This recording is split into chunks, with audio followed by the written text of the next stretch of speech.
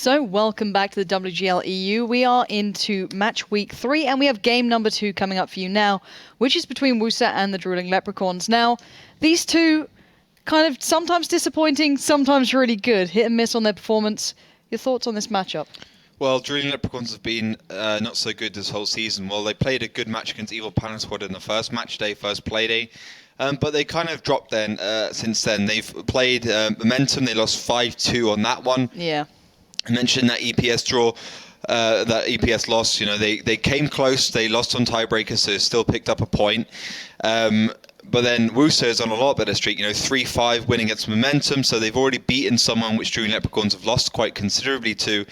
And they've beaten Deep Tranquility as well. So for me, you know, just on paper, it's going to be a hard match. It will be for both teams, and let's have a look at those players a little more in depth and who we can be keeping our eyes on in here. The hit and miss kind of king, which is Wilkie, either winning your games or losing your games. It seems to be his master plan here. We'll have to wait and see what he can bring up to today. He's such an integral factor. But your thoughts on WUSA? Who's been really kind of performing for them?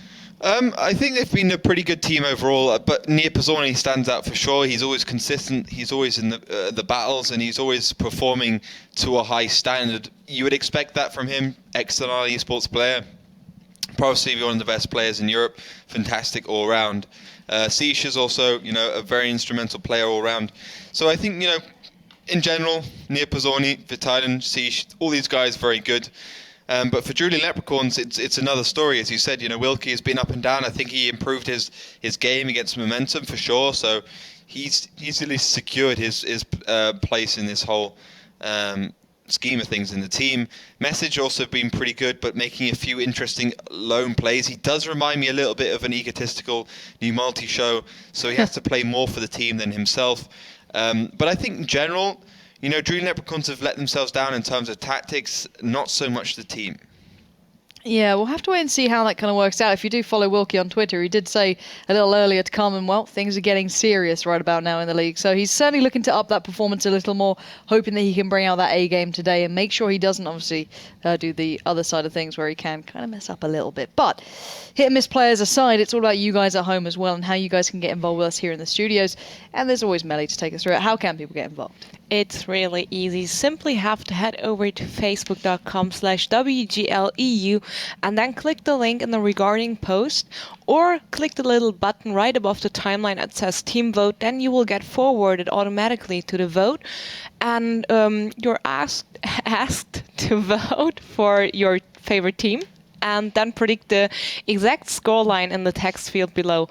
And just simply choose a team and then predict the scoreline. And if you're one of the first 5 people guessing the scoreline right, you get 1 of 5 bonus codes. And remember that the voting is up until during the first map and after the break.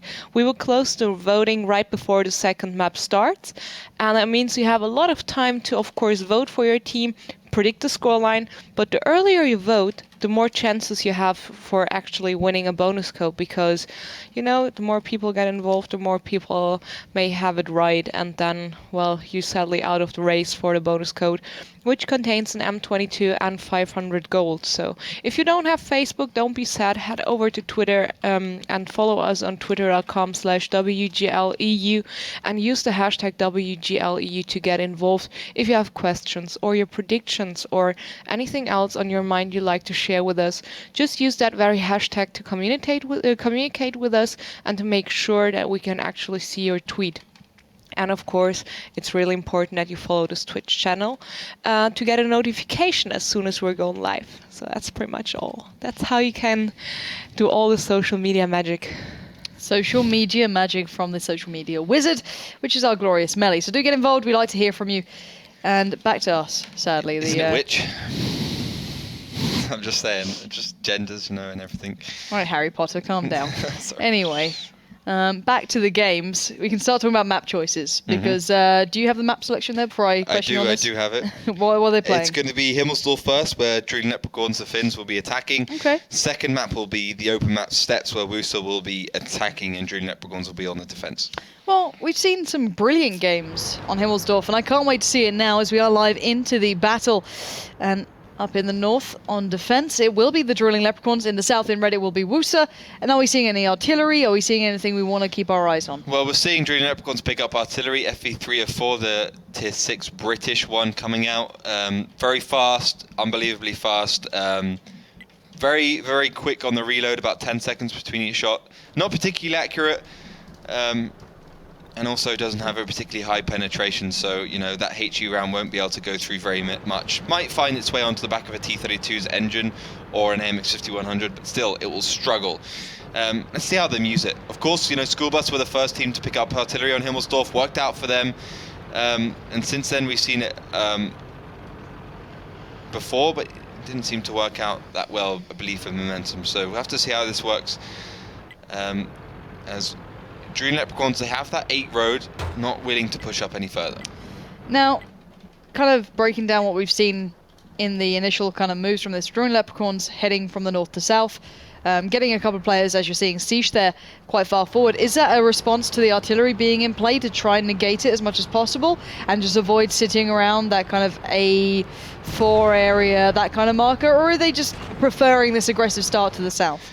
Yeah, they're kind of just wanting to get rid of that artillery and make it less viable, but at the moment they're not doing a particularly great job. Those IS-3 message Largo pushing forwards could have been dangerous, and here's Vizzoni and Stefan are there, finally do peak, 1-for-1 exchange in terms of shells.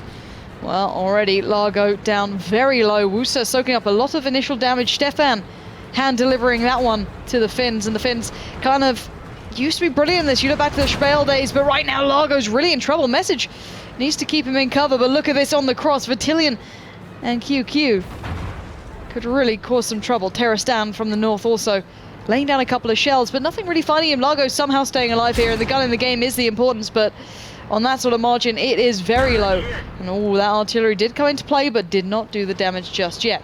What do we make of this play coming out from WUSA here? Bit split up. Oh, but look, WUSA's got lots of tanks behind. The 250-100s are on a mission at the moment. They're playing it perfectly, using them as a hit squad. There's only one 50-100 down there, and they basically split WUSA, Drilling Leprechauns in half. This could go pretty interesting. Let's see if Schnitzel and Siege expect Sensei in this spot. They don't find him either. Oh my god. Maybe hunting around for that artillery, looking for other ways in.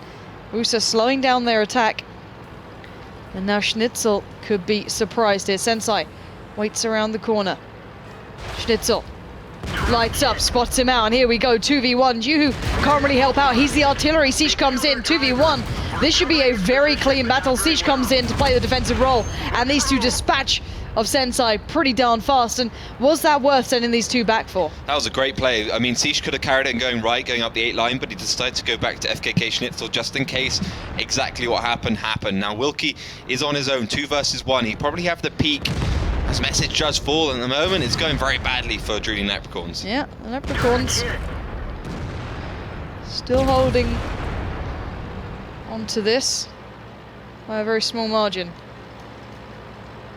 And it looks more and more like Wilkie and co are now being surrounded, and Siege watching the cross is going to make this hurt. He at least held Wilkie for a second, but the other two take him down, and now WUSA up in numbers, and the Leprechauns down substantially. One of our tracks is damaged.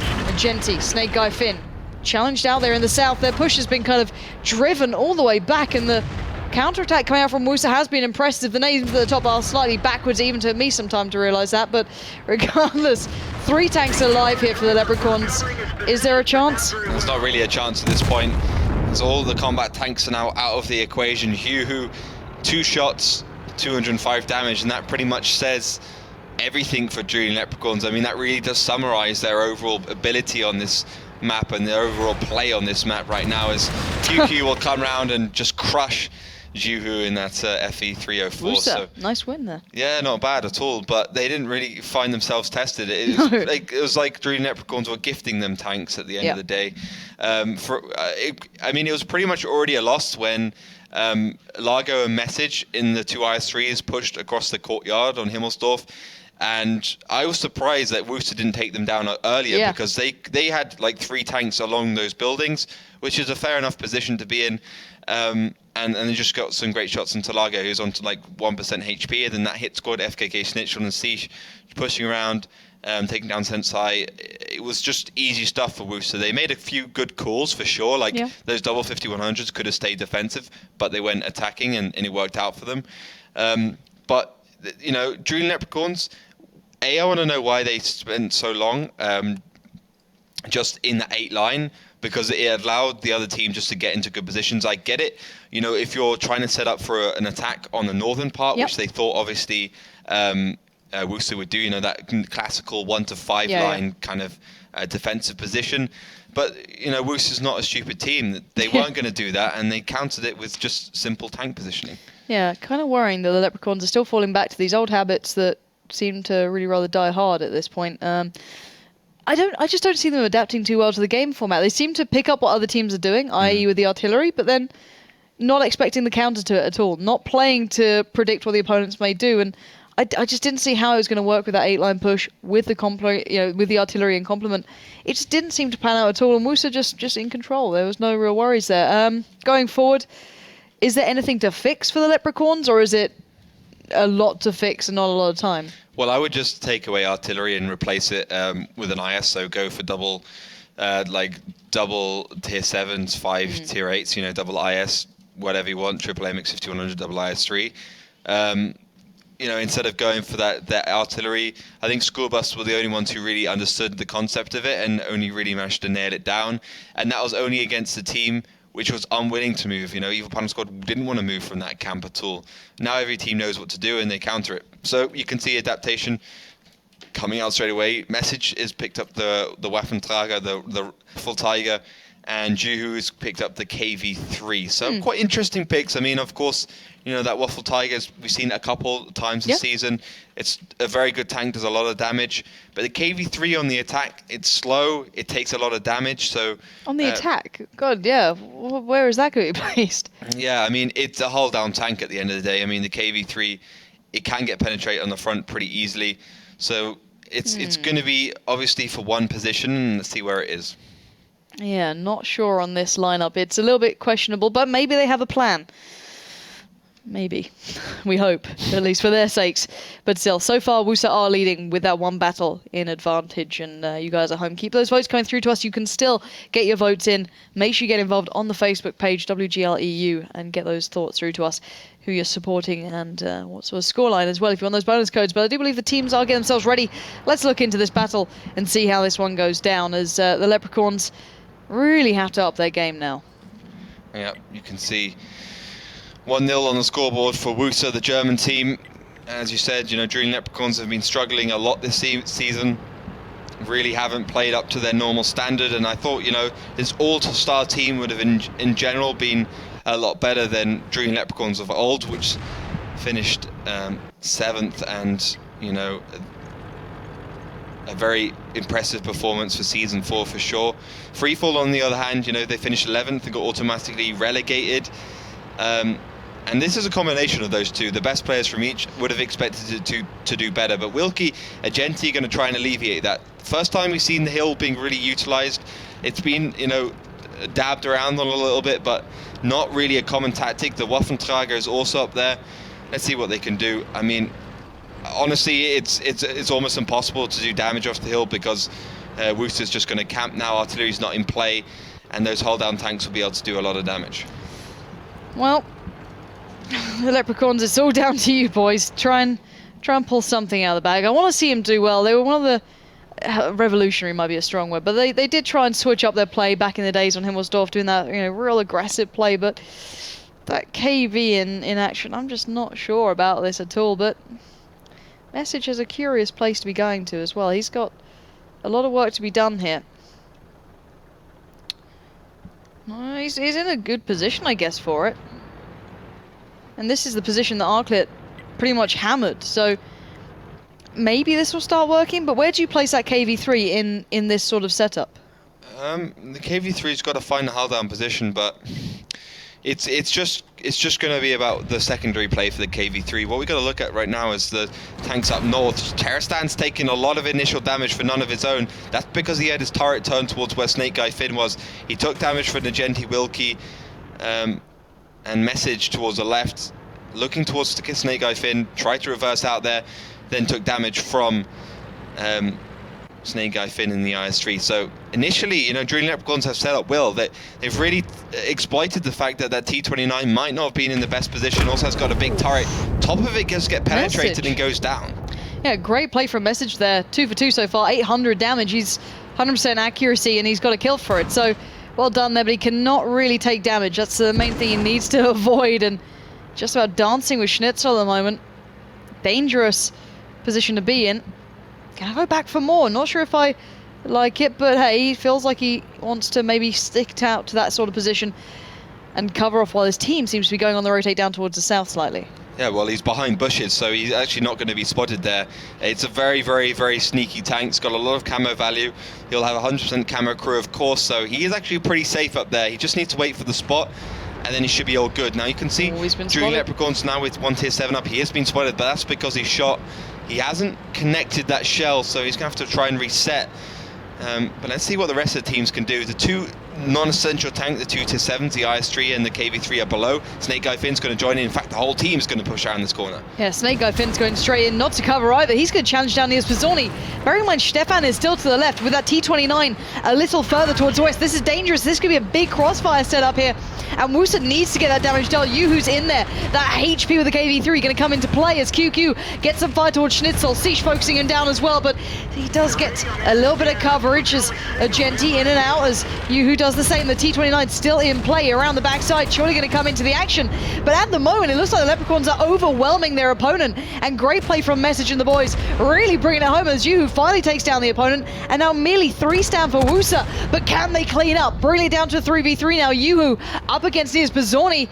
Just about might get reload in time, but the cap will also start. Yuhu getting caught on the cross as now Message has to pick up the pieces. Huge play from him so far, 1.5k damage. But now, I don't even know if this is possible. Such a long reload. He's a sitting duck in this situation now. Wilkie is nowhere to be found. 5100 now on the run maybe, waiting for reload, but they lost that game by themselves pretty much there. Yeah, but Stefan and Vitailen are both on full HP. Yeah. Near Pazzoni was a one-shot. Bad play from Message at the end. He's kind of half-tentatively committing to that situation, but maybe Near Pazzoni going down would have been a good idea, but I think he would have died anyway. Either way, he would have played it. But Wilkie's got 3 tanks to find now.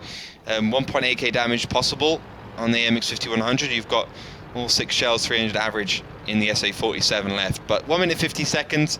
I think WUSA can handle this one, even if Wilkie does get all 6 shells out. Yeah.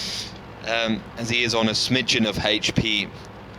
And he's just found pretty much the line. He misses a shell as well. Oh, Wilkie, buddy, come on. Even though he knows he can't pull this off, you just need to be landing those shells in these situations.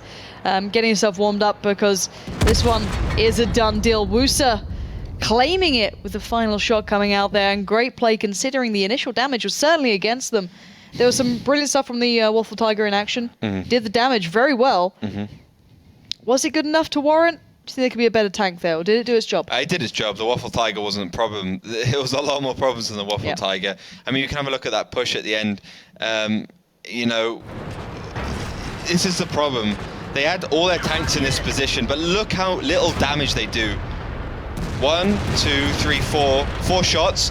Snake Guy Finn even shoots his own player. I mean, it just wasn't. They just didn't do any damage in that situation. Look at all these bounces. Ju, who doesn't even connect that shell. Finally, he goes down, but it's a 1-for-1 exchange. Wilkie, Sensei goes down, so it's 2 tier 8s.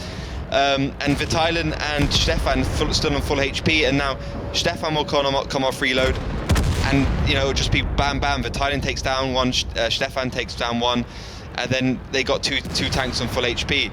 If they connected more shells at the beginning in that initial push, it would have gone a lot better. And I think the other problem is that push was just too much of putting eggs in one basket. Like, they should have come around from the side and tried from a different angle, push up that middle road and then come around from the side at the same time. Message needs to be in there as well.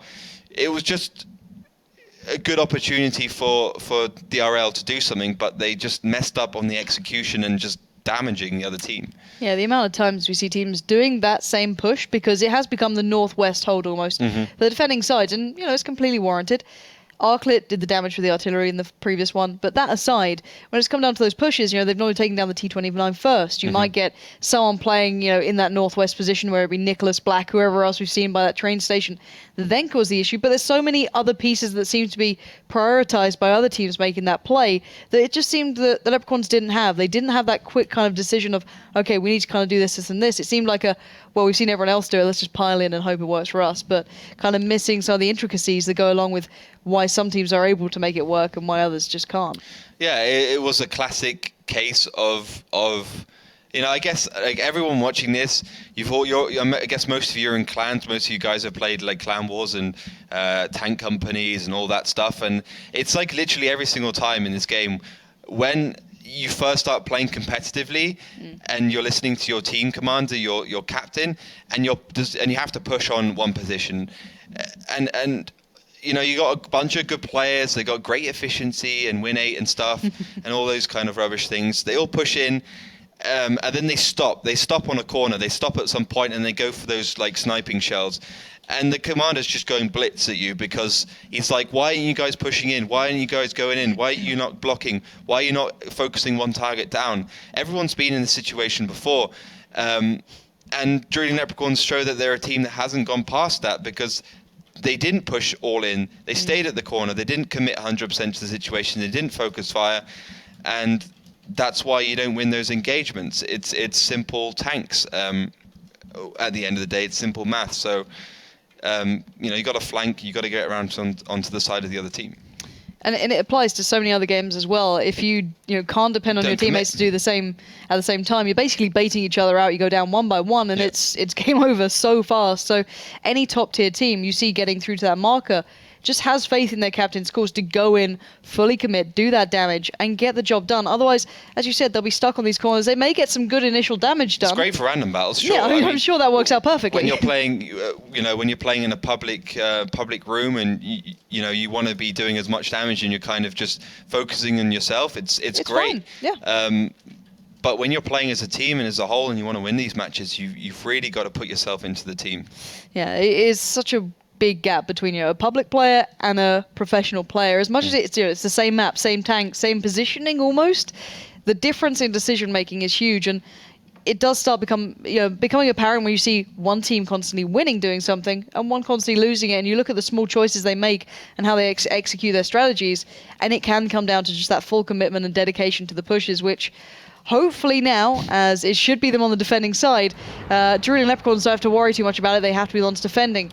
However, when it does come down to those counter pushes, it can be a danger. But what are we seeing in the way of tanks being chosen here? Pretty surprised that Drooling Leprechauns picked a Waffenträger. I want to see where that one's They have the same picked. lineup. They have the KV3 as well. Yeah, they've got exactly the same lineup. I mean, the KV3 actually makes sense from the defensive standpoint. It's a pretty tough tank, 1.4 KHP. It's 150 more than the T29. It's good armor. It's an overall good tank and fantastic gun, 390 damage. It's a good standoff gun. On these maps, on city maps, you basically want the highest damage gun in the game because you have one shot around the corners. Unless you commit, as we've been talking about, then you'll only have that one shot, and you want to be doing as much damage with it as possible. Now, WUSA seem to be doing it a little bit unusually again. FKK Schnitzel's on the hill with the AMX 5100. The two I3s are down in A4, pushing forward. It's probably going to go Hull down there. And the AMX 5100 is to the left. Now, what do you make of the Tiger there? Is that a good pickup, do you think? Tigers is, well, we've seen it a couple of times, but the Tiger is, it's like one of those tanks which is just a brute when it comes to sniping. It's a really good fun tank to play because you can just hit the shells one by one, 250 damage, good penetration, like 230 penetration or something like that.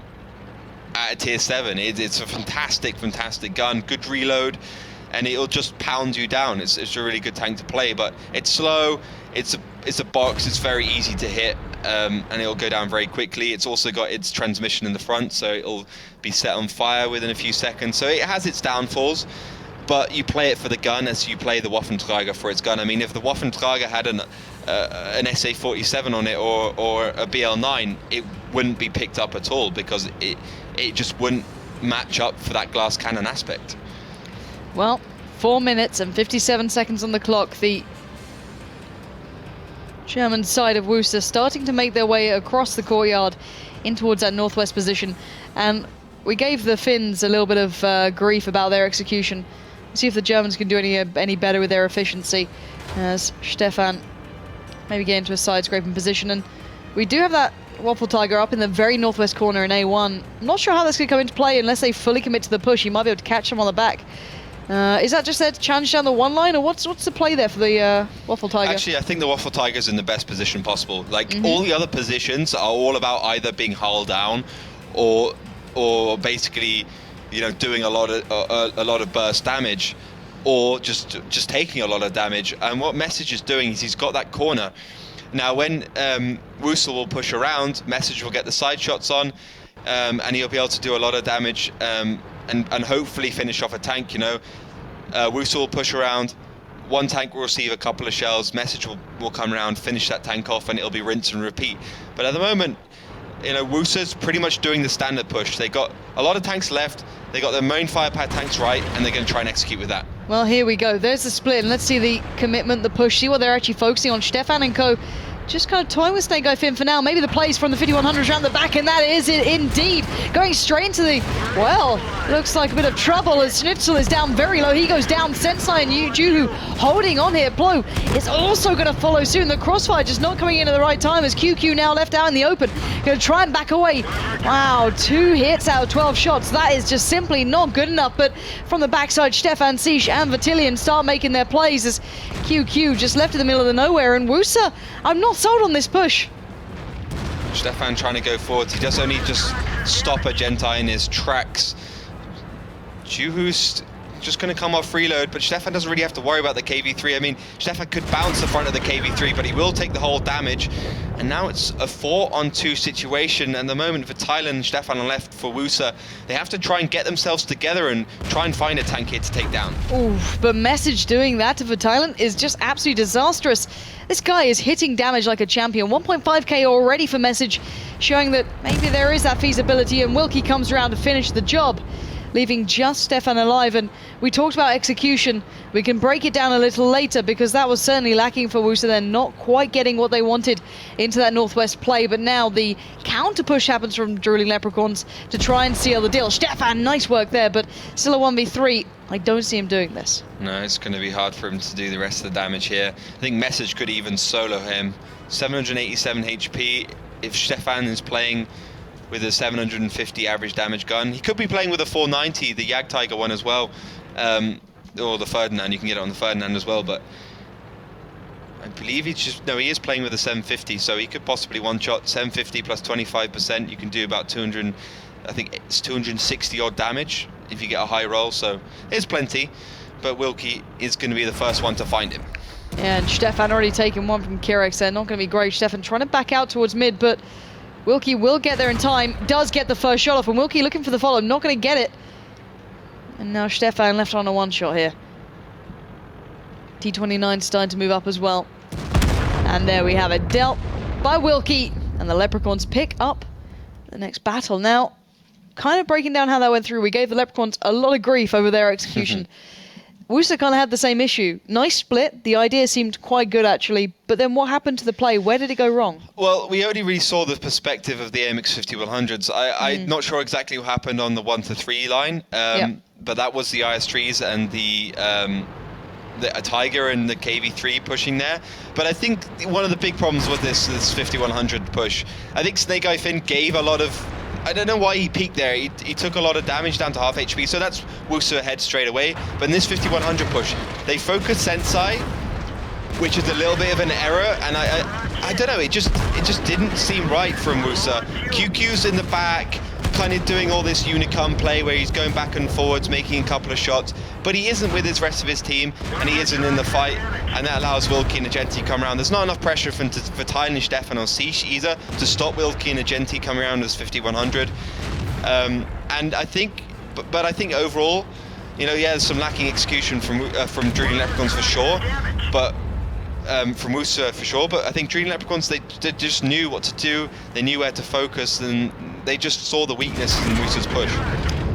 Nice intuition coming out for WUSA then, so picking up their first battle in this one. 2-1 is the current scoreline if you are just tuning in. and you've missed some great games already. But still, next battle is about to come up, so we can get ourselves looking towards what we can expect from the lineups and maybe what we can expect to see coming out from WUSA. Because it wasn't a bad idea, it just didn't seem to go right, and WUSA seemed to know exactly what to do with it. The Leprechauns know what to do with it. Is there an adjustment they can make, or do they just need to hope that WUSA make a mistake in this, or the Leprechauns make a mistake? Where can the adaptation come from these two? I don't think there's really that much WUSA can do anymore. I think they just have to execute better when they push. Drooling Leprechauns, they held on well on the defense. That's all you have to hope for when you're defending, that you can hold on and you can push them back. Of course, counter any weird lineup, just as WUSA did, against the FE304 from Drooling Leprechauns when they were attacking. So, interesting stuff from both teams. Tiger T29 still being picked up by... No. Tiger and T29 was the same as last time, but yeah. WUSA had a Tiger last yes, time, right? Did. So they've dropped that one. They've replaced it with the T29, and they're just going for more of a chunky, kind of high HP, hull down, overall just a more durable tank lineup. Curious to see how this one goes through. We used to get a 3-1 in the first map. That would be disastrous for the Leprechauns. They will be looking for this one to even the score into battle number 4. So, only fire coming out. None connecting though. QQ just about making it away, and Schnitzel doing the same thing. And this is a little different. They're prioritizing getting some presence towards the south early on. Is that to try and challenge down the players towards the train station? Yeah, they're going to try and take them down, as they were the problem last time. They those train station guys were just constantly getting damage. They were, putting pressure on there. And I guess, what they're going to try and do is a kind of TCM-esque thing where they go for that, western side attack onto that base, and they basically cut the team off from pushing there. TCM did it fantastically. They took the F to D line. They put tanks in the cap. The cap has got a little bit of cover. You got that warehouse there, and you can basically just sit there and cap for as long as you want, and you do force the defender to go on the offensive, which is a good thing. You want that for sure. And I think that gives Siish and his Tiger a little bit of an opportunity to come into this game with that gun. The Tiger just isn't a tank for pushing. It isn't a tank to be aggressive on, because it just gets melted down very quickly. You're just not going to bounce on that tank at all. Very, very few paces you can bounce on. So an easy tank to take down. Yep, but a bit of... Yeah, WUSA at the moment just testing the waters. You can see Ploppy, FKK and QQ are heading through the middle, so maybe a similar push coming out from them. Let's see, I want to see where the ISs go. Last time they did split down the 3 line and work their way up. The 5100s went up the 5 and 6, but it looks like maybe they're all kind of trying to head around that same way. So slight adjustment here. Why would they do that? Is there a different reason they might want to head up the 5, just try and go all in? Well, the IS3s, the 5100s took a lot of damage last time very quickly, so they're kind of thinking, well, we do have to have an IS3 there, and they also spotted Message, Wilkie, and Crix out to the left towards the abandoned train station. So, they kind of think, okay, Drooling Leprechauns have got a lot of resources over there, got a lot of tanks over there. Let's push another direction. Also, the KV3 and the AMX 5100, Juhu, they got taken down pretty quickly. Now, all 6 tanks, apart from Vertailen in the T29, if they push it onto those 2 tanks, it's going to be game over. Then they have to get good positional play to take down a Genti and Wilkie, but they don't have to worry about Message or Kirex. Well, this is a big all-in play coming out from WUSA. They're going to be heading straight in towards that northern cap circle. Fire comes in, and if they get across here, they can get a good spot. They have done, taking only 2 shells spread between Plo and Stefan. Schnitzel on the corner, making the shots with Siish. T29 in the background, trying to hold on to the flank, making sure no one can just slip around there. But the cap not underway. Finally getting that one started with a cover from Siish. What do you make of this? Yeah, but those 2 tanks capping are not actually going to be able to cap. They have to reverse and go forwards, otherwise it will take a lot of damage. Let's see what Message, Wilkie and Kirex going to do, because they're going to be on the flank as that KV3 does go down, but that's a tier 7 tank, doesn't make a big difference. Now, WUSA has to predict this push around, but the problem is FKK is on reload. Yeah, Vertailen holding the backside there, so he should be able to predict this, or at least help it to an extent, and Kirex and Wilkie are backing out. And I think Kirex and Wilkie can actually take down Vertailen in that T29. I mean, great pickup by WUSA using a hull down tank in that position to stop a flank coming around. But still, Drooling Leprechauns only lost to tier 7. They've done a fair amount of damage as Stefan does 4. Big mistake from him, turning his turret to the side. What the hell was that? Mistakes being made, player errors, causing WUSA to lose out on players they certainly need. As Siege now and that Tiger going to head a little further forward, going to challenge out against Sensei. Doesn't land the shot either, and WUSA really struggling to make those connections. Yeah, individual player and not helping them out at all. As you said, Siege doing a good job in the Tiger. I mean, Tiger's sitting at the same amount of HP as an IS-3, and it will out DPM the IS-3. That's a fantastic thing about it. But 3 shells, only 1 connected. QQ, FKK, Schnitzel heading around. Another IS-3, this time near Pizzorni falling. Message is doing so much damage. I'd love to see how much he is on at the end of this one, but Kirex there going to be receiving QQ, and Schnitzel going to try and refocus the attack. 35 seconds on the cap. That's surely going to be reset when necessary from the Leprechauns, who've only lost Yuhu so far, and here comes the fire. QQ overextends, get caught on from the right side. Doesn't go down, but is on such low HP. 10 shots, 0 hits, 0 damage. GG. Not quite good enough for QQ there. Gonna back out. And Message and Snake Eye Finn might be making that counterplay round. Schnitzel gonna try and face him off, but QQ can't really assist in this one. He is down to a 1 shot for everything. He's on 1 HP, bearing in mind. And Snake Eye Finn just waiting for it. Maybe try and save the shot for Schnitzel rather than him, but while all that's going on, the other 3 are still getting the cap, and they're going to go for the counterplay around the back for Tillian and Siege on the play. So still 4v3, it's quite close overall. Yeah, it's pretty close, but the tier 8 tanks are all alive for Drilling Leprechauns at this point, and you know, WUSA are left with 2 tier 7 Siege and Vital in the T29 Tiger, but good pick up onto a Genti. They might be able to take him down. Yeah, Vital not going to get that one. Siege does come through. The Tiger does the damage. And now 3v3, but the HP lost in that was quite severe. I really want to see how much damage Message has done. Yeah, Message is on absolute form here. Yeah, 3k. He did the initial shots. He took down the 2 players who went for that cap, the IS-3 who made the error. Yeah. And then I think the Tiger took a massive hit from it, QQ as well. All these players constantly getting damage from him. Hitting that sort of damage is brilliant. He's made that tank work on this. That's maybe even going to become a mainstay after that play. So obviously some luck, because that gun isn't the most accurate thing in the world. But yeah, those 2 pickups on the IS-3, thanks to some mistakes by WUSA. I mean, you never turn your side of your turret to a tank that can do that much damage, or even any tank. That's basic tank play. So yeah, great stuff from Message. And I think only Apwao has done over 3k this season, of course, and we'll have to check that one. But it's going to be game over. Thailand does fall. Siege is left in the game, but he'll die in any way. But what can we say about that? Because it was messy. I'm not sure if that would have worked so well for Drilling Leprechauns if Message hadn't done so much damage. Yeah, considering he basically single-handedly took down 2+ tanks almost. It's quite impressive, really. Sick. That's a big play, and considering he was doing something fairly similar on the previous half as well, previous battle, he was sitting around the 2k damage then. This guy's a bit of a monster, and let's watch it back and see if you can hear that gun being fired, because it's rather important. If you watch the players overextending a little, and keep your eyes on, I think it's Stefan who makes the initial error, if I'm not mistaken. He looks towards Sensei and he gets shot in the side. So just keep your eyes on Message. Message yet to get in position. Plo is just getting the cap going, as are the other tanks, but Message is slowly coming across, and as soon as he does find the right position to be in, the amount of damage he deals is phenomenal, considering he's not even been in the battle really just yet. No, exactly. It's fantastic. He does miss that first shell. Juhu goes down, so initially at least WUSA has the advantage. The problem is when Message gets into this position behind a Genti, then it goes really badly for WUSA, because those 2 IS-3 falls. And those 2 IS-3s had to stay alive, basically, because they stopped. You know, they're like the backbone. They're the intrinsic part of WUSA's attack. And looking at the HP that he took away, Pizzorni really got absolutely destroyed once that shell came through, as did Stefan.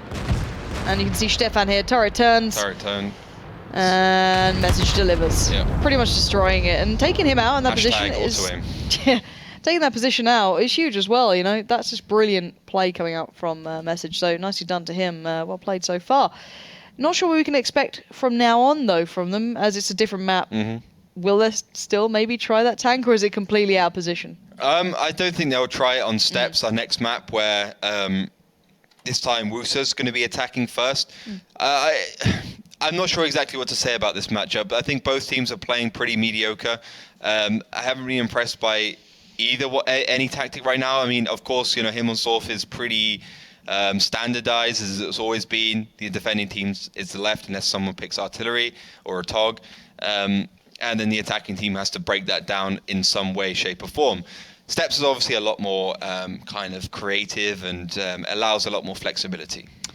Well, looking forward to Steps. It's actually turned out from probably being one of my least favourite maps in the previous game mode, now in this one to being one of my most favoured one. It's kind of insane to think that it's turned around so easily. Yeah, that in was such the a one short where period of everyone time. just like picked as the first map. Yeah, it was just like the It's like- soft ban, and then we'll basically. draw it out in 10 minutes, and then We you know, might think about winning yeah, later we might on. think about trying another map and win it on there. But Yeah, it's become quite a brilliant map. But us aside, Melly, how have the people at home been voting on this one? Because it's quite a close game. Exactly, and it definitely displays on the votes as well. The votes are really close if I look on the predicted score lines, and you guys at home are standing clearly behind Team WUSA with a 61%.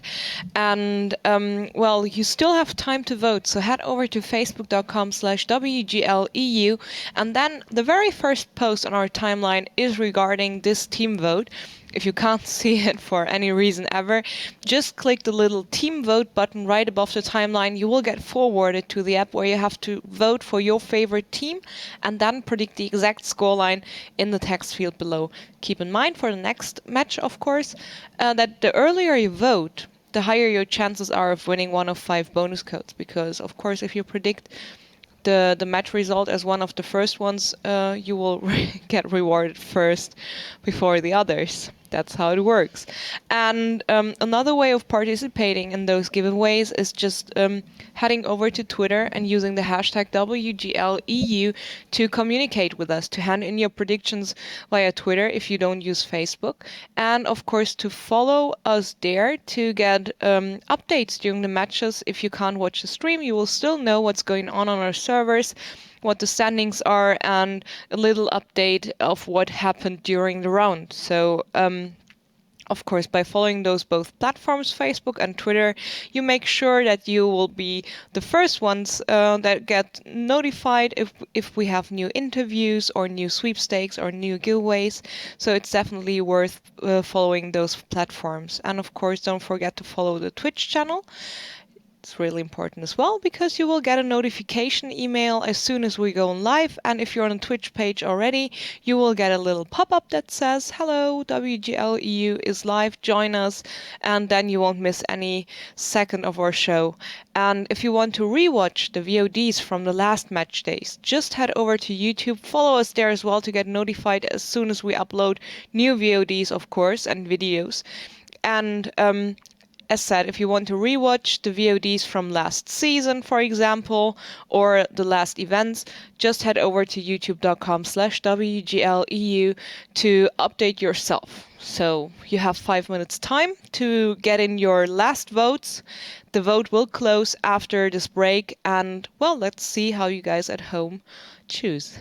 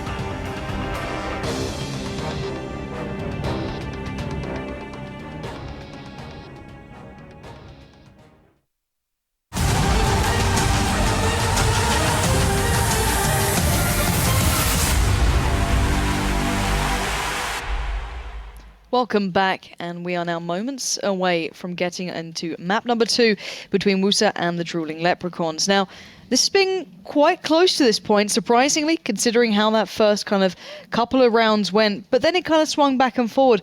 What do you think we can expect coming into steps? Himmelsdorf was just unbelievable. I mean, I haven't know what to say about the two teams on there. They were equally as questionable on some of their tactics. Some of them was pretty good. I mean, attacking and defending, we saw a couple of interesting rounds, but yeah, you know, Himmelsdorf is so like one way is right way kind of a map that you don't really see so much creativity. Now, as you said, we're on steps. We'll start to see which team is actually better when those light tanks come into the action. We already got artillery picked up by WUSA. Siege, the team captain, is going to be playing that one. So I think this one's going to be a lot closer. Also, we got Largo playing artillery for Drooling Leprechaun. So first time we've had both the attacker and defender using the artillery piece. I don't think they're going to be countering. This isn't random battles. I don't think counter is going to be an option. But it's really going to be a battle of who does the most damage in those two. It's going to be an interesting one. Last time around, we saw Message and Co certainly doing a lot of damage there. But this time, you know, artillery is going to be the important factor. Yeah. Who would you put your money on? Well, I would put it on Largo because he's playing the Tier 7, the GV Panther, and Siege is playing the M44, Tier 6. So you've really got to like think, okay, so we've got the better artillery. I mean, the GV Panther, it's more accurate. It's got a longer range because it hasn't got a howitzer. It's more dynamic and can play more in situations. Got a good arc as well. But if Siege is doing those damage and hitting those shells, then maybe the M44 is also reasonable. They're pretty close. That's why these two teams pick it up. But you can see Drooling Leprechauns have gone right immediately. And WUSA's also taking the bait by sending FKK Schnitzel to scout that area. Well, interesting lineups coming out for these two. Let's keep our eyes on that artillery, though. That's one of the big factors into this game. But a unique start as well. It's been rare that I've seen a team who's defending, such as WUSA, putting so much attention towards that slightly southern eastern side, and Schnitzel getting a little punished for it, taking a shell very early on, actually receiving the first part of damage in this. Yeah, he's already received a shell, he has to back off, but he's playing the T-54. It's a good tank to scout, and if you're going to take any damage, take it on that one. So, well, no real advantage right now. Drooling Leprechauns are taking the quick road straight through the middle. A little bit risky because Stefan and that MX-1390 can spot them out, but basically they're going to be going for the cap. Like we've seen this before, teams going for the right side, trying to get some initial damage, just like Virtus Pro did. Maybe catch out the scouting tank if it does overextend, and then going for that cap in the south. Difference is Virtus Pro and Utopia, they had a Hellcat played by Kreitz, or they had the 5916. Both have a lot better camo values than anything that Drooling Leprechauns have on the attack. But Stefan's looking in the wrong direction. Just turns his turret towards the middle area as some shots do rain out. At the moment, I would say Drooling Leprechauns is doing a good job because they are keeping tabs on what WUSA's doing, and they are stretching WUSA. You know, you can see the resources are starting to go out. They're also keeping themselves on the move so they don't get hit by artillery. Yeah. And we are finally seeing those 251s from the Leprechauns making their way up that central line. Message, a star player of the previous map, going to be championing this one as well. Finds Stefan, goes for the early shot, not going to land it, however. And now these two going to have to be a little cautious. Stefan could have been caught out here a little bit more, but he needs to be cautious now. Oh, he's actually caught out pretty badly. I mean, he's got to be very careful because Toelo is going to be in a good position. Brady can get shot from anywhere apart from where Sensei's position is. So at the moment, Stefan just has to run for it. Yeah, Agenti has been connecting shell after shell. Largo gets one through, doesn't get the shot off, but Yuhu might get into a position as well. He can go down so easily here with the amount of players just surrounding him, but that has forced a move from WUSA down towards the south, maybe to try and remove some of that covering fire that was coming in, and this could cause a bit of an awkward situation here as Schnitzel does find Agenti. Turret turns swiftly as Agenti does finally bring his attention towards Schnitzel, and look at the rest of them making that counterplay as well. Yeah, the crossfire is great between those two teams. Largo also on his own in that GV Panther does fall, as does Agenti. That's a great exchange for WUSA. Yeah, WUSA really working this counterplay. Message not going to be shot there by Schnitzel. He's not really landing the shells like I'd expect, but Yuhu now gets a good angle on him. He should be able to connect, if not take him down, but look at that. Roofy from the backline's providing some cover, but Yoo-Hoo will peek and will get the kill. Nicely done there.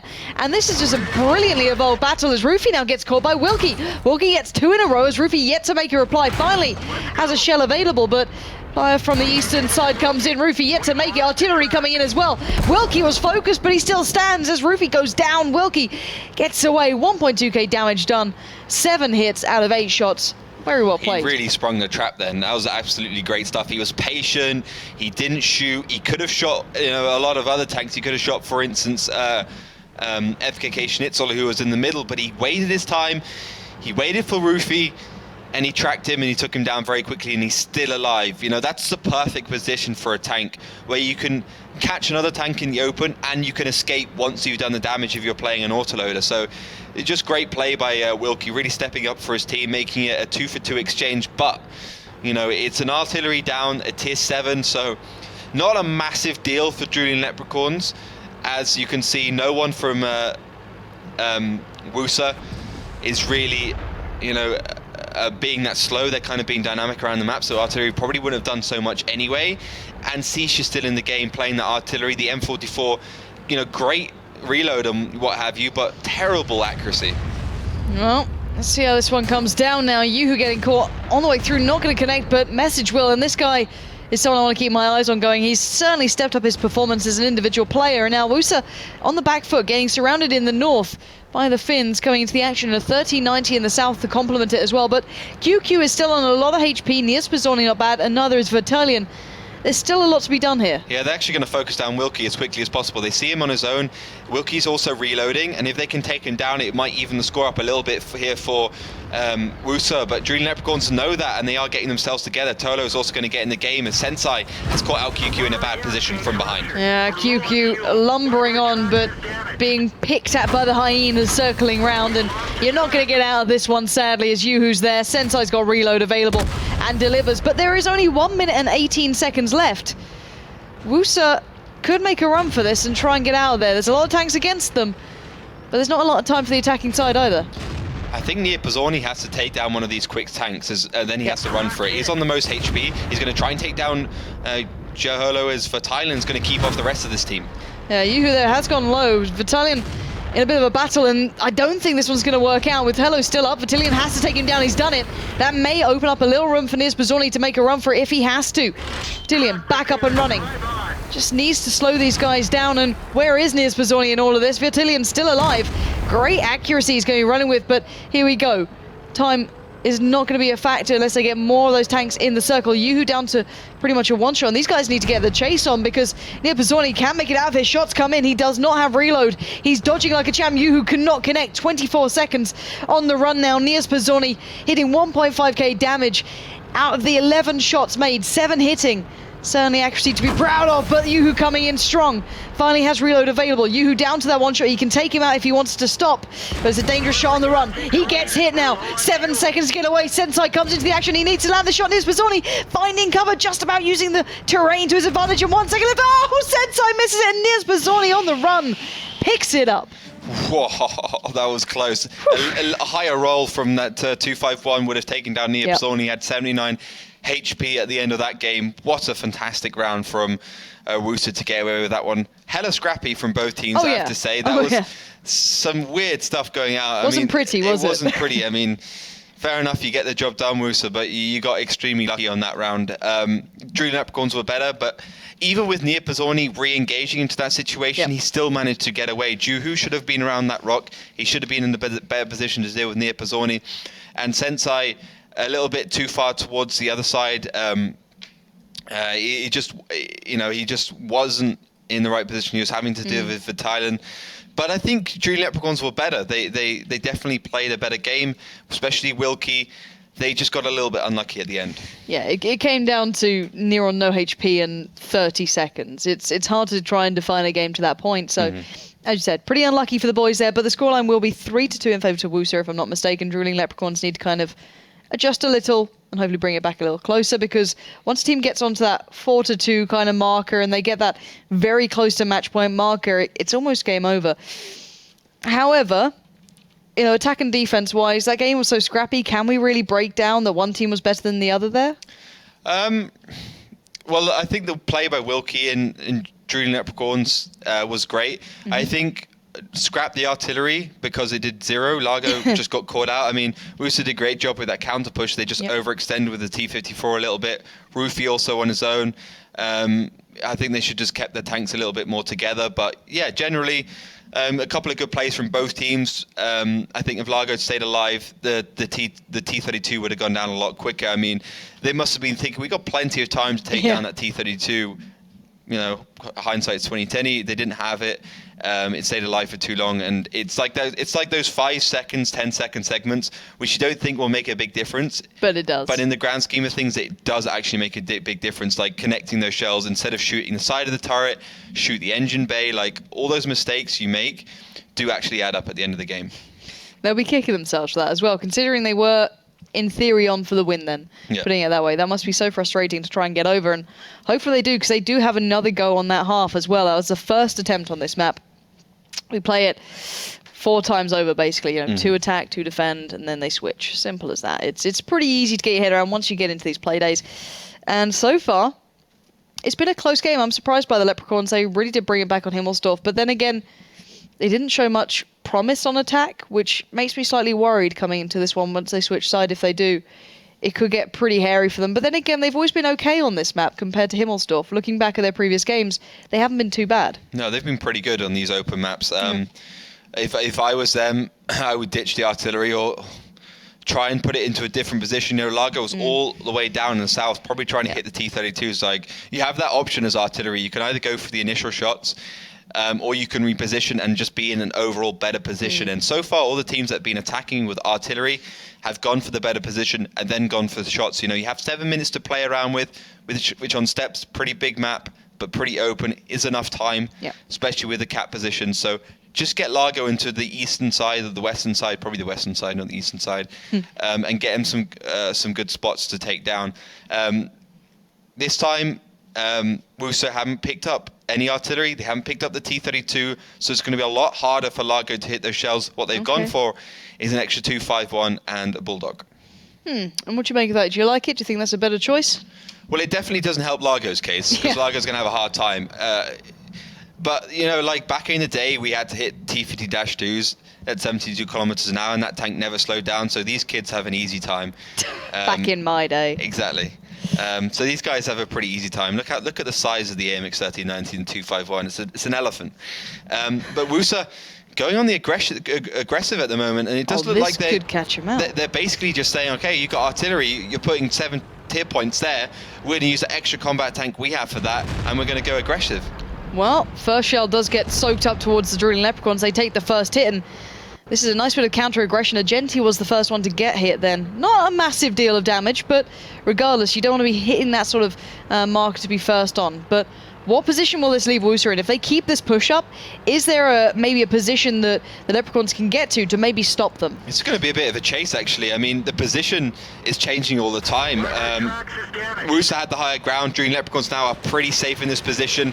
They can't really go too far backwards, but classically from the south, where Drooling Leprechauns is right now, is the position in which you can defend from. It's like Ruhenberg from the southwest. You just can't break that defensive line. So Drooling Leprechauns are safe once they default back there.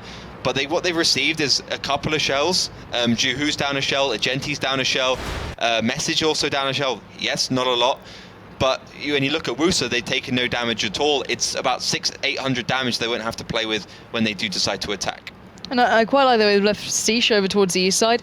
Probably just more of a beacon of spotting these guys out if they do make a very quick rotate, which they are kind of doing. So WUSA leading the pace on the defending side is quite rare. Generally, when we see defenders, they're passive. They're the ones waiting to have the move done towards them. But this is a bit of a turn of events. Walking get into a nice spot here, but this isn't the start the Leprechauns wanted. They did not want to be over towards the east side, whereas where they've kind of been ended up. How do you think this changes their plans? Well, it just changes it in the fact that we're seeing the second strategy of steps being played, where Stefan is where he is, right up to the eastern side, and then WUSA has to try and go hull down and do as much damage as they possibly can before they decide to push in, flanking from the 6-7 line, and then maybe go for the cap. But it's a strategy that's rarely worked because of Stefan's positioning. He's also a great player, so he won't mess up. So I honestly think that Drooling Leprechauns, if they want to be successful, they have to come from a different angle. Here we go. The Leprechauns building up to this one. You can hear the shells flying, but no one finding a shot yet. And I'm curious to see if the artillery's done any damage just as of yet. It's been a very progressive game. Nothing done so far. I feel bad for Largo in this sort of speed of a game that's so hard to break into, but still. 4 minutes left. Not a lot of ground game for the Leprechauns here. It looks like WUSA wants to slow them down, keep them busy, and run that timer down again. Yeah, Sure, Niepozorny doesn't want to do that run again, though. Yeah, I'm sure. I'm sure he doesn't. I mean, yeah, it's really a game of kying by WUSA. They're just bringing and stretching Drooling Leprechauns around the map in every single possible position. Message continually getting caught out now, down to about 35% HP. And Drooling Leprechauns are going to find it hard. They're going to struggle to retract back from this. Siege has received a shell, but Message receives one back, and Siege is playing that Bulldog, so not a big problem at this point in time. The only way I see WUSA actually, Drooling Leprechauns actually win this game is if Largo does connect one of the shells, takes down a 251, takes down an AMX 1390, and brings us back into the game, but Siege does fall. Well, maybe you encouraged it, who knows. Largo actually, I think, did the job then, if I'm not mistaken. If we can check out on the artillery, see if he actually did connect that shot, that would be lovely.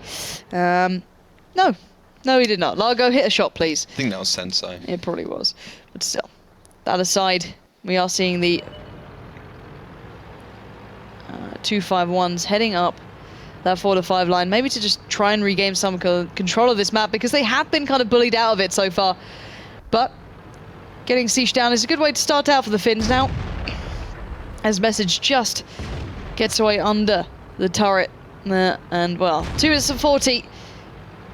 It looks like going in for the attack. Ooh, QQ is on such a low amount of HP, 14. That must have been Largo in that situation. It does give Drooling Leprechauns a great way to go in, but Message, the new multi-show of Drooling Leprechauns, does fall. Bit of an error then, but can they now stick the execution? Here we go. Juhu comes in flying.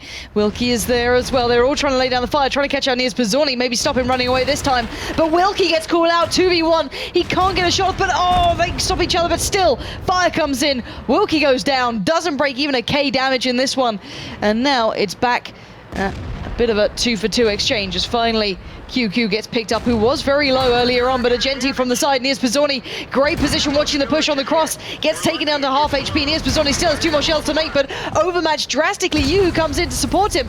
This is going a little bit back and forth. It's going from bad to worse, I think, actually, from Drooling Leprechauns. Cap is on the way, so that pressure is, but it's only one tank. It does fall out. Also, Largo's being put in pressure by the tanks, does fall as well. So at the moment, 3 versus 5.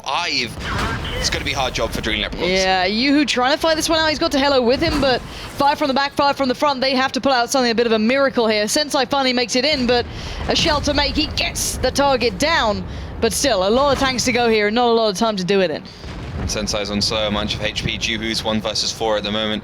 Niepozorny is going to come off reload any second now. Stefan might go down, but such a low damage roll doesn't to secure the deal, and he does survive to live another day to make another shot.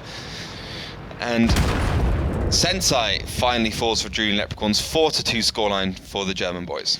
And the German boys are now on match point. That's the important factor here. They only need to pick up one of the sides now going forward. That's a little bit of a worry, Drooling Leprechauns, what do we make of that performance then? Was it good enough, really, or did they just get outplayed that time? I think they could have won that. They could have won that so badly. It was literally the last 20 to 30 seconds where they screwed up. First of all, Wilkie was on his own.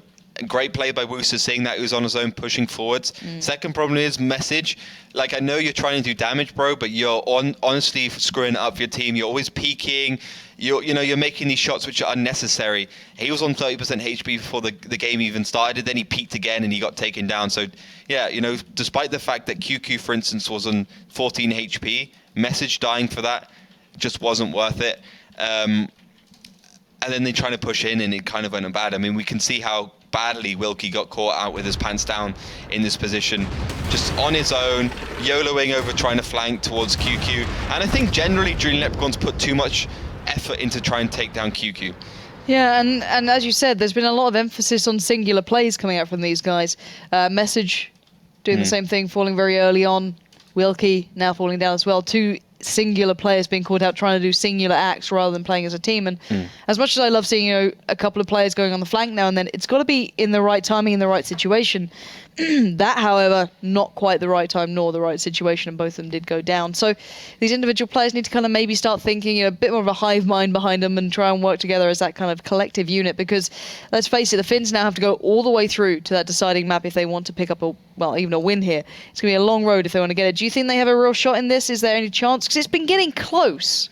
I think there's not much between these two teams. Perhaps the closest game we've seen this season, actually. Yeah. Maybe Dream Leprechaun's Evil Panel Squad in the first round was just as close as this, but you got to look at it like this. On Himmelsdorf, WUSA wasn't particularly good attacking, so the logic states that on Steps they might be not very good attacking, but the one thing which Steps gives you as an attacker is more than one option than just pushing that northwest side, unless you're TCM Gaming and you manage to as well. But a little bit more creativity. You can play around with Cap 1, the northern cap, like the other teams have been doing. For instance, Utopia felling that tree, sitting at 59-16 behind that. I don't really see Druid Leprechauns having the tenacity and the execution to take down that strategy. I mean, Virtus Pro struggled against it. They lost one time. They should have lost the second time. And I think Druid Leprechauns won't be able to win against that, but we'll have to see if they do execute. Yeah, a lot on the line now for these guys.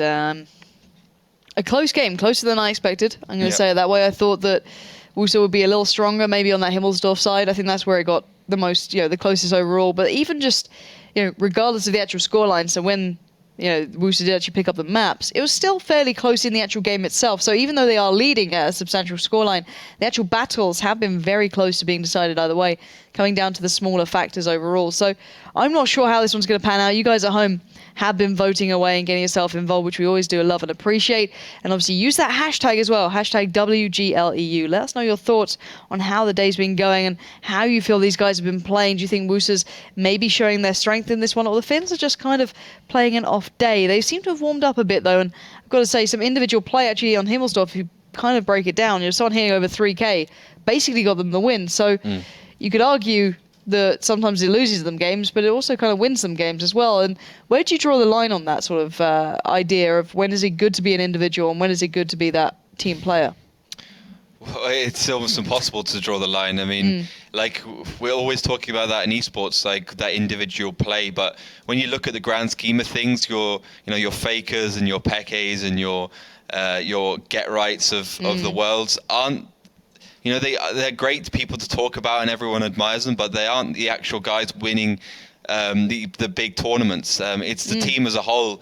It's the players. It's the support players who are enabling those players to go forwards and get those clutch rounds. And everyone claps the guy and gets a nice bonus and a bottle of champagne at the end of the day. But who was that guy who took the shot, who took the headshot, who had to go in first, who had to run through that smoke or whatever? It's a huge point. You are only as good as the team around you, and to be able to set someone up for those plays, you can't do it on your own, basically. Let's put it that way. And as you said quite correctly, in that Message's position was allowed to be held on Himmelsdorf due to the fact his teammates were around him. He was able to hit those shots and punish WUSA for their just kind of player errors.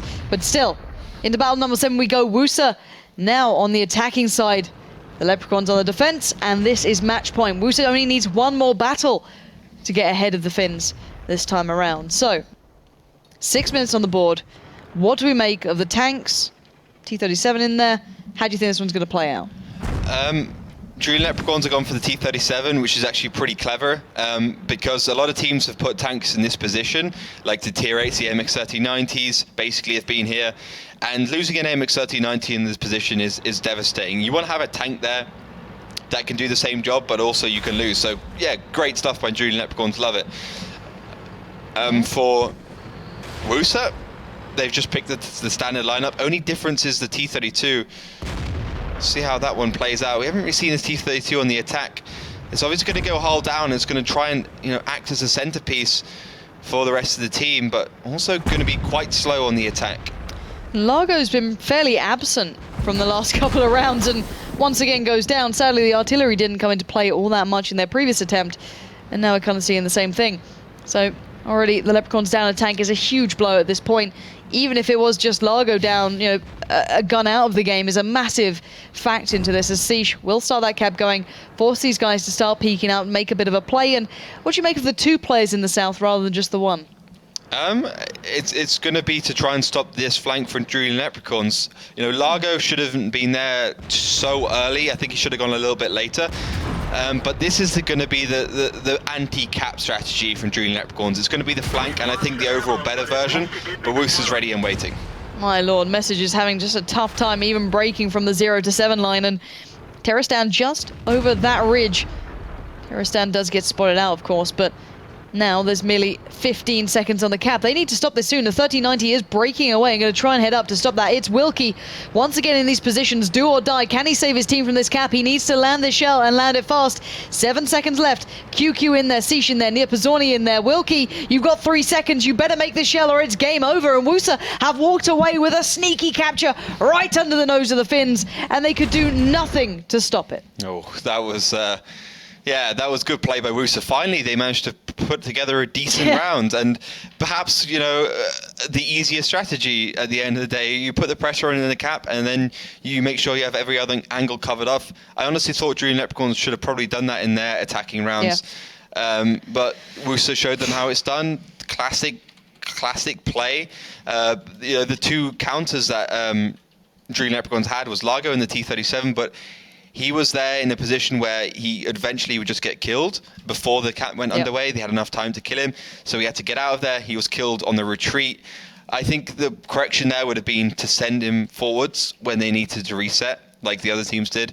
And generally just being in a better position down south, make sure that FKK Schnitzel and QQ can't, and Siege can't actually make that play where they're high up and they're in the better positions. And instead of sending Wilkie through the middle of the road, just send him straight across the field, use those bushes, use the rock, and then you have less time to deal with them. But yeah, it was just good put together round by WUSA. Yeah, and I think it's the first time we've seen WUSA actually playing to the level we kind of expected. Normally WUSA seemed a little bit more tactically sound, a little bit more well-rounded, but today they were a little bit off their game at points. Sure. But that final round, I think, finally kind of put us back onto kind of the kilter of what they can perform to. But overall, performance-wise, what do we make of the Leprechauns right now? How are they kind of sitting, in your opinion? Well, it wasn't... They definitely stepped up from their last game against Momentum. Yeah. Julian Leprechauns look fine, like they got themselves a little bit sorted and heading in the right direction in general. I don't think WUSA was that much better than Julian Leprechauns at all. They were both scrappy, doing all sorts of weird things, and I thought some improvements on both would definitely be a good thing. But yeah, I think Julian Leprechauns could be fairly happy with that round score. Couple of mistakes to fix, and they should be okay for this season. Well, wise words from our dearest analysis next to me. But us aside, you guys at home had your, well, not money on the line, but bonus codes on the line. So, Melly, how did they do out there? Well, pretty good, actually. The vote stopped at 62% for Team WUSA, and they're currently, great English. They're currently in the last map, so since the 5 minutes delay, and we have someone that tweeted something very suiting for the second last map. I think that Wilkie should get a ticket for reckless driving. Drilling Leprechauns lost their star early and lost a round. Well, was that the main reason of... well, obviously it was. Stupid question. So whatever. People at home are still watching the last round, and as said, the vote stopped right after the break before heading into the second map. So 62% for WUSA was a pretty good guess. Congratulations to you guys. And well, the stats actually showed something very similar from what actually happened in the scoreline. So they kind of predicted not a stump, but a clear win for WUSA. And I mean, you barely fail, people. It scares me. But it's a swarm intelligence. I can only explain it that way. So people, if you want to get involved into the next vote, head over to facebook.com/WGLEU. The next voting will be up in a few minutes, and probably as soon as you see this. And yeah, get yourself involved. Vote for your favorite team in the last matchup of the night and predict the scoreline for the last time today. And maybe you will get one of 5 bonus codes this time. And well, I wish you best of luck, of course. If you don't have Twitter, if you don't have Facebook, then head over to Twitter and use the hashtag WGLEU to get your predictions in. I will reward 5 tweets of the day after this match day. And well, if you don't have Twitter, I can help you. Either one of those both platforms is necessary to actually compete in our challenges, of course. And don't forget to follow our Twitch channel and head over to YouTube to watch the VODs of the last match day and maybe the season before and the previous events and so on. And of course, follow us there as well to get updates, to get notifications as soon as we upload new VODs. And yes, you know what to do the next 5 minutes. Have fun, and we will see you after that.